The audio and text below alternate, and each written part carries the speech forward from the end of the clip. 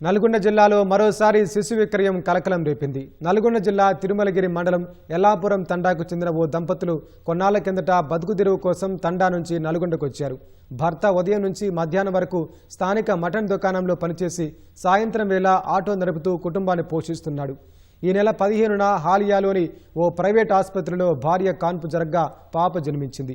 ఈ విషయాన్ని శిశువు తండ్రి గుంటూరులోని తన బంధువుకు సమాచారం ఇచ్చాడు. ఇప్పటికే 2 ఆడపిల్లలున్నారని, కుటుంబ పరంగా సాకలేనని చెబుతూ తన ఆర్థిక పరిస్థితులను వివరించేసరికి అతను తూర్పుగోదావరి జిల్లాకు చెందిన మరొక వ్యక్తికి సమాచారం ఇచ్చాడు. అతను ఈ నెల 25న నల్గొండ జిల్లాకొచ్చి శిశువును తమ వెంట తీసుకెళ్లాడు. కాన్పు తర్వాత శిశువు కనిపించకపోవడంతో బంధువులు దంపతులను ప్రశ్నించారు.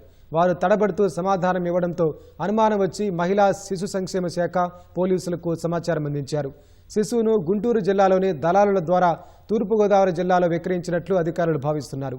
ఐసీడీఎస్ అధికారులు, పోలీసులు ఎల్లాపురం తండాకెళ్తే అక్కడ దంపతులు లేరు.